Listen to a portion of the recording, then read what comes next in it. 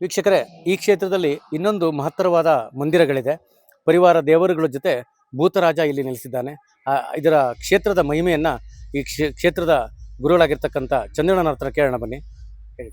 ಈ ಕ್ಷೇತ್ರದಲ್ಲಿ ಪ್ರತಿಯೊಂದು ಕ್ಷೇತ್ರಕ್ಕೂ ಕೂಡ ಪರಿವಾರ ದೇವತೆಗಳು ಅಂತ ಹೇಳಿರ್ತಾರೆ. ಅದೇ ರೀತಿಯಾಗಿ ಈ ಕ್ಷೇತ್ರದಲ್ಲೂ ಕೂಡ ಪರಿವಾರ ದೇವತೆಗಳ ಸನ್ನಿಧಾನ ಇದೆ.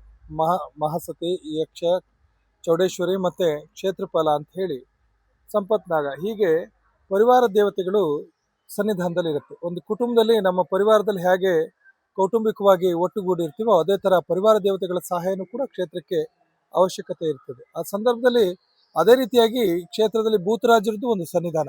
ಈ ಸನ್ನಿಧಾನಕ್ಕೆ ಭೂತರಾಜರಿಗೆ ಅಂದರೆ ನೀವು ಹೇಳಿದಾಗೆ ಇಡೀ ಕ್ಷೇತ್ರವನ್ನು ಹೊಣೆಗಾರಿಕೆಯನ್ನು ಆ ರಕ್ಷಣೆಯನ್ನು ತಗೊಳ್ಳುವಂತಹ ಒಂದು ಶಕ್ತಿ ಅದು. ಆ ಕ್ಷೇತ್ರದಲ್ಲಿ ಯಾವುದೇ ಥರದ ಅವಘಡಗಳು ಅಥವಾ ಆಪತ್ತುಗಳು ಅಥವಾ ಬೇರೆಯವರಿಂದ ಅಡಚಣೆಗಳು ಇಂಥದ್ದನ್ನು ಬರೋವಂಥದ್ದನ್ನು ಕಾಯುವಂಥ ಒಂದು ಶಕ್ತಿ. ಪೊಲೀಸ್ ಇದ್ದ ಹಾಗೆ, ಅದೊಂದು ಸುಲಭವಾಗಿ ಹೇಳಬೇಕು ಅಂತ ಹೇಳಿದ್ರೆ ರಕ್ಷಣೆ ದಳ ಇದ್ದ ಹಾಗೇನೆ ಅವರು ಇಡೀ ಕ್ಷೇತ್ರವನ್ನು ಕಾಯ್ತಾ ಇರ್ತಾರೆ. ಕ್ಷೇತ್ರಕ್ಕೆ ಆಪತ್ತುಗಳು, ಅಡಚಣೆಗಳು, ಮೋಸ, ವಂಚನೆಗಳು ಅಥವಾ ಇಂಥವೆಲ್ಲ ಆದಾಗ ಅಲ್ಲಿಗೆ ಯಾವುದೇ ಥರದ ಅಡೆತಡೆಗಳು ಬರದಿದ್ದ ಹಾಗೆ ರಕ್ಷಣೆ ಮಾಡುವಂಥ ಒಂದು ಶಕ್ತಿ ಅದು. ಹಾಗಾಗಿ ಅವರನ್ನು ಭೂತರಾಜರು ಅಂತ ಹೇಳ್ತಾರೆ. ಆದ್ದರಿಂದ ಆ ಭೂತರಾಜರ ಸನ್ನಿಧಾನ ಇಲ್ಲೂ ಇದೆ. ಇಲ್ಲಿ ನಮ್ಮ ಇದರ ಪ್ರಕಾರ ಅವರಿಗೆ ಈ ಬಲಿಗೆ ಕೊಡೋದೆಲ್ಲ ಇರುತ್ತೆ. ಆದರೆ ನಮ್ಮಲ್ಲಿ ಏನಪ್ಪಾ ಅಂತ ಹೇಳಿದ್ರೆ ಹಿಂಸೆ ಮಾರ್ಗ ಆಗಬಾರ್ದು ಅಂತ ಹೇಳಿ ಈ ಕುಂಬಳಕಾಯಿ ಸೇವೆಯನ್ನು ಬಲಿಯಾಗಿ ಕೊಡ್ತಾರೆ. ಪ್ರತಿದಿನನೂ ಕೂಡ ಅವರಿಗೆ ಬಲಿ ಕೊಡಬೇಕು. ಅದನ್ನು ಬಲಿ ಹರಕೆಯಾಗಿ ಸ್ವೀಕಾರ ಮಾಡ್ತಾರೆ. ಈ ಭೂಮಿ ವಿಚಾರದಲ್ಲಿ, ಆಸ್ತಿ ವಿಚಾರದಲ್ಲಿ, ಹಣಕಾಸಿನ ವಿಚಾರದಲ್ಲಿ ಅನೇಕ ಜನರಿಂದ ಮೋಸ ವಂಚನೆ ಆದಾಗ, ಒಳಗಾದಾಗ ನೊಂದು ಅವರು ಬಂದು ಇಲ್ಲಿ ಹರಕೆ ಮಾಡ್ಕೊಳ್ಳೋದು. ಸ್ವಾಮಿ, ನಮ್ದು ರಕ್ಷಣೆ ಆದಮೇಲೆ ನಮಗೆ ತ್ರಿಶೂಲಗಳ ಸಂಖ್ಯೆ ಅಲ್ಲಿ ನೋಡಿ ಕಾಣಿಸ್ತಾ ಇದೆ, ಅಥವಾ ಕೆಲವರಿಗೆ ಮೈ ಮೇಲೆ ಅನೇಕ ದೈವಗಳು ಬರೋವಂಥದ್ದು, ತೊಂದರೆ ಆಗೋವಂಥದ್ದು, ಇದನ್ನೆಲ್ಲ ನಾವು ನೋಡ್ತಾ ಇರ್ತೀವಿ. ಎಷ್ಟೋ ಜನಕ್ಕೆ ಇದೆಲ್ಲ ಏನು ಅಂತ ಅಂದ್ಕೊಂಡ್ರು ಕೂಡ ಕಷ್ಟ ಅನುಭವಿಸಿದವರಿಗೆ ಅದರ ಸತ್ಯ ಗೊತ್ತಾಗಿರುತ್ತೆ. ಹಾಗಾಗಿ ಆ ಫಲಗಳು ಅವರು ಪರಿಹಾರ ಆದಾಗ ಆ ಫಲಗಳನ್ನು ಅವರಿಗೆ ತ್ರಿಶೂಲ ಕೊಡುವಂಥದ್ದು, ಕುಂಬಳಕಾಯಿ ಸೇವೆ ಕೊಡುವಂಥದ್ದು, ಇದನ್ನೆಲ್ಲ ಮಾಡ್ತಾರೆ. ಅದೇ ರೀತಿಯಾಗಿ ಭೂತರಾಜರಿಗೆ ಇಲ್ಲಿ ಕುಂಬಳಕಾಯಿ ಸೇವೆ ಕೊಡುವಂಥದ್ದು, ತ್ರಿಶೂಲ ಕೊಡುವಂಥದ್ದು ಪ್ರತೀತಿ. ಹಾಗಾಗಿ ಇಲ್ಲಿ ಬಂದು ಒಪ್ಪಿಸಿ ಅವರಿಗೆ ಹಣ್ಣು ಕಾಯಿ ಸೇವೆಗಳನ್ನು ಕೊಟ್ಟು ಸ್ವಾಮಿಗೆ ಹರಕೆ ಮಾಡ್ಕೊಂಡು ಹೋಗ್ತಾರೆ. ಹಾಗಾಗಿ ಇವರು ಇಡೀ ಕ್ಷೇತ್ರವನ್ನ ಕಾಯ್ತಾರೆ. ಈಗ ನಾವು ಇಡೀ ಕ್ಷೇತ್ರವನ್ನ ಭಕ್ತರನ್ನ ಮಾತಾಡಿಸಿ ಭಕ್ತರಿಗೆ ಅನುಕೂಲಗಳೇನು ಬೇಕೋ ಅದನ್ನೆಲ್ಲ ನಮ್ಮನ್ನು ಮಾಡ್ಲಿಕ್ಕೆ ನೇಮಕ ಏನು ಮಾಡಿದ್ದಾರೆ, ದೇವಿ ಸ್ಥಾನ ಕೊಟ್ಟಿದ್ದಾಳೆ. ಅದೇ ರೀತಿಯಾಗಿ ಈ ಸ್ಥಾನದಲ್ಲೂ ಕೂಡ ಅವರಿಗೆ ಒಂದು ಶಕ್ತಿಯಾಗಿ ಅವರು ಕೂರಿಸ್ಕೊಂಡಿರ್ತಾರೆ. ಯಾಕಾಗಿ ಅಂತ ಹೇಳಿದ್ರೆ ಯಾವ ಕ್ಷೇತ್ರ, ಎಲ್ಲ ಕ್ಷೇತ್ರಕ್ಕೂ ಕೂಡ ಒಂದು ಸಹಾಯಕ ಬೇಕೇ ಬೇಕು. ಆದ್ರಿಂದ ಈ ಭೂತರಾಜರು ಹಿಂದೂ ಕೂಡ ಹೆಬ್ಬೈಲಲ್ಲೂ ಕೂಡ ಸ್ವಾಮಿ ಇದ್ರು, ಇಲ್ಲೂ ಕೂಡ ತಾಯಿ ಇಲ್ಲಿ ಬಂದ ಮೇಲೆ ಅವ್ರು ಎಲ್ಲಿದ್ದಾರೆ ಅಲ್ಲಿ ಬಂದು ನೆಲೆಸಿ ಅವರ ಅಮ್ಮನವರ ಆಜ್ಞೆಯನ್ನ ಪಾಲಿಸ್ತಾರೆ. ಯಾಕಾಗಿ ಅಂತ ಹೇಳಿದ್ರೆ ಕೆಲವು ಸಂದರ್ಭ ಅಮ್ಮನವ್ರ ಹಿಂಸೆ ಮಾರ್ಗಕ್ಕೆ ಹೋಗೋದಿಲ್ಲ.